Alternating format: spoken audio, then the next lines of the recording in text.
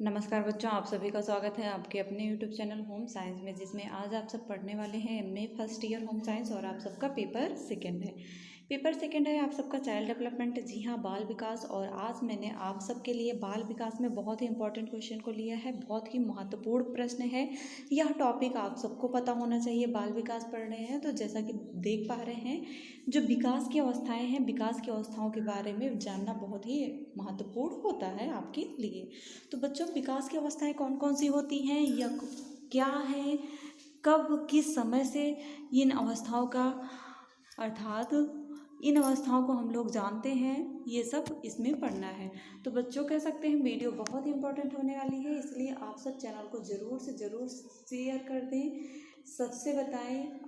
इस पे home science की क्लास चल रही है और यह वीडियो भी अवश्य शेयर करें और आप सब लाइक ज़रूर किया करें। लाइक करते हुए आगे बढ़ते हैं और बच्चों देखते हैं क्या है आज आप सबके विकास की अवस्थाएं, इसके बारे में समझाने का प्रयास करते हैं। ठीक बच्चों, जन्म से वयस्क अवस्था तक, जब बच्चा जन्म लेता है उस समय से लेकर वयस्क अवस्था तक का जो बालक का विकास निरंतर होता रहता है, इसी विकास की गति, जो निरंतर विकास होता रहता है, यही विकास की अवस्थाएं होती हैं। किस सीमा पर कौन सा विकास हो रहा है, ये विकास की अवस्थाओं के अंतर्गत आता है। इस विकास की गति भिन्न भिन्न हो सकती है, क्योंकि प्रत्येक आयु के विकास की गति भिन्न भिन्न होती है, परंतु बच्चों यह निरंतर चलने वाली प्रक्रिया होती है। अगर प्रश्न पूछा जाए, ये यूपी टेट में भी पूछा गया था, आपके एमए में है बाल विकास, पर यूपी टेट में पूछा गया था कि विकास जो है, बालक का विकास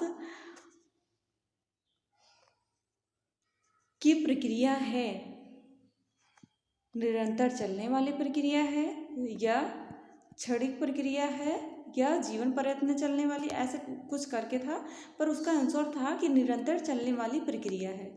तो करेक्ट आंसर था उसका निरंतर चलने वाली प्रक्रिया है। ठीक, तो बाल विकास में जो बालक का विकास होता है वह निरंतर चलने वाली प्रक्रिया होती है, क्योंकि विकास की अवस्थाएं जो होती हैं, इसके विषय में काफ़ी लेखक हैं, उनका मतभेद है। प्रत्येक लेखक अपने अपने अलग अलग राय दिए हैं। इन समस्त लेखकों में यहाँ रॉन्ग है बच्चों, यहाँ होगा हॉरलॉक, ठीक, तथा जॉनसन्स के विचार उल्लेखनीय रहे हैं। विकास अनवरत चलने वाली प्रगति परिवर्तनों की श्रृंखला है और गर्भाधान से लेकर मृत्यु तक परिवर्तनों का चक्कर चलता रहता है। अगर आप सबको ये पीडीएफ चाहिए, जो वीडियो चल रहा है इसका पीडीएफ चाहिए, तो आप सब मुझे टेलीग्राम पर कमेंट करें, होम साइंस बाय निधि शर्मा, जहाँ पर आप इसका पीडीएफ पा सकते हैं। ठीक, वहाँ मुझसे जुड़ें, ज्वाइन करें टेलीग्राम चैनल और पीडीएफ प्राप्त करें।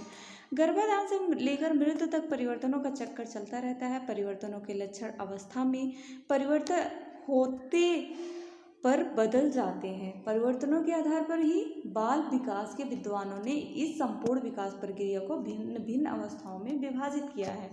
तो सबसे पहले आज हम लोग जानेंगे कि जो हार्लाक महोदय हैं, हार्लाक की जो प्रमुख दो अवस्थाएं हैं, विकास की प्रमुख दो अवस्थाएं मानी हैं, इन विकास की प्रमुख दो अवस्थाओं के बारे में हम लोग जानेंगे। पहला है बच्चों जन्म से पूर्व की अवस्था, जी हाँ, जन्म से पूर्व की अवस्था, और दूसरा है जन्म के बाद की अवस्था। अगर प्रश्न बनता है हार्लाक की प्रमुख दो अवस्थाएं कौन सी हैं, तो हार्लाक की प्रमुख दो अवस्थाएं हैं जन्म से पूर्व की अवस्था और जन्म के बाद की अवस्था।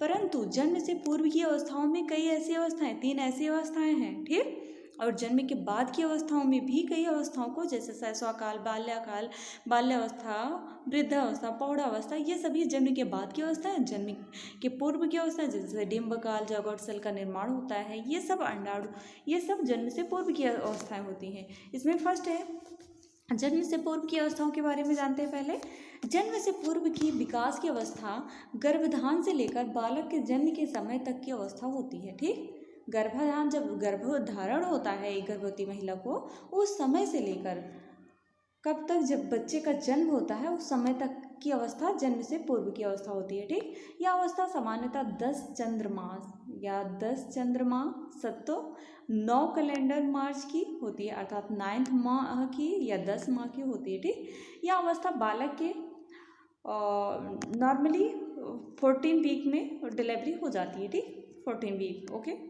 40 सप्ताह में 42 सप्ताह हो जाता है कभी कभी, पर 40 सप्ताह माना जाता है पूर्ण रूप से विकसित बच्चे की डिलीवरी। ठीक, जीवन चक्र की अन्य अवस्थाओं की आधारशिला है या अनेकों कारणों से महत्वपूर्ण होती है, जैसे कि इस अवस्था में वंशानुक्रम का प्रभाव, टाइम होता है, लिंग का निर्धारण होता है तथा बालकों की संख्या एवं जुड़वा है ये भी तय होता है।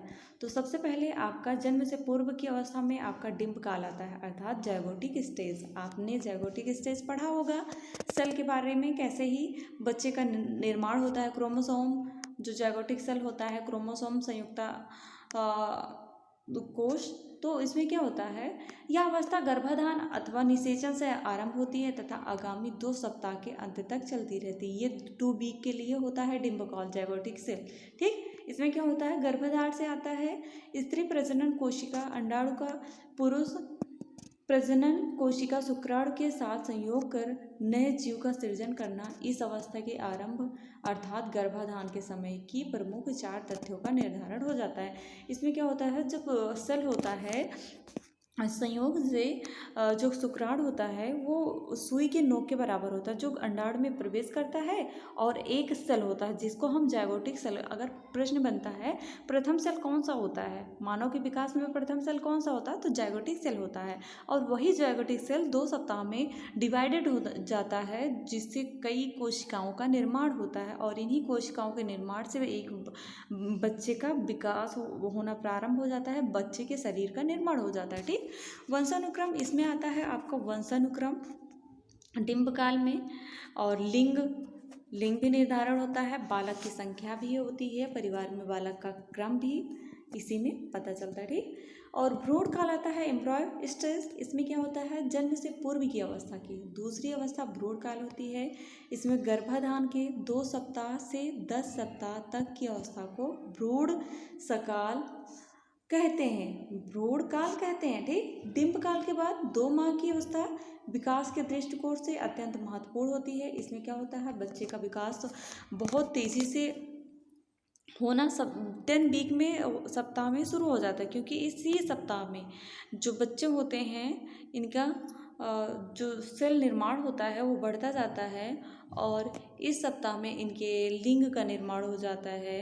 ठीक, आगे नेक्स्ट है आपका शिशुकाल, फेटस स्टेज। फेटस स्टेज में क्या होता है, गर्भाधान के दूसरे माह के बाद जन्म पर क्रिया तक की अवस्था, जब गर्भाधान का 2 माह पूर्ण हो जाता है उसके बाद की जो अवस्थाएं होती है वो शिशुकाल कहलाती है। ठीक, इस अवस्था में बालक और मनुष्य का स्वरूप ग्रहण कर लेता है, जो बालक होता है वो मनुष्य का स्वरूप भी ग्रहण कर लेता है, और पहली अवस्था में बन चुके स्वरूप में आकार एवं क्रियाशील में वृद्धि हो जाती है। जो पहली अवस्था में जो सेल का निर्माण होता है उसमें क्रियाएं होना प्रारंभ हो जाती हैं और उसमें अंगों का निर्माण होने लगता है, और तीसरी अवस्था माह के अंत तक लगभग सभी आंतरिक अंग अवश्य प्राप्त विकास होते हेतु हो जाते हैं तथा कार्य करना आरंभ कर देते हैं। लगभग 15 सप्ताह पश्चात शिशु के हृदय की धड़कन आसानी से सुनी जा सकती है। अगर कहीं पूछा जाए, प्रश्न बने कि शिशु की धड़कन कितनों सप्ताह में सुनी जा सकती है, तो 15 सप्ताह पश्चात शिशु की धड़कन को आसानी से सुना जा सकता है। ठीक, जन्म के बाद की विकास की अवस्थाएं, बच्चों जन्म के जो बाद की विकास की अवस्थाएं ये बहुत बड़ा है, तो ये अगर हम पढ़ाएंगे इसमें तो बहुत लंबा वीडियो हो जाएगा।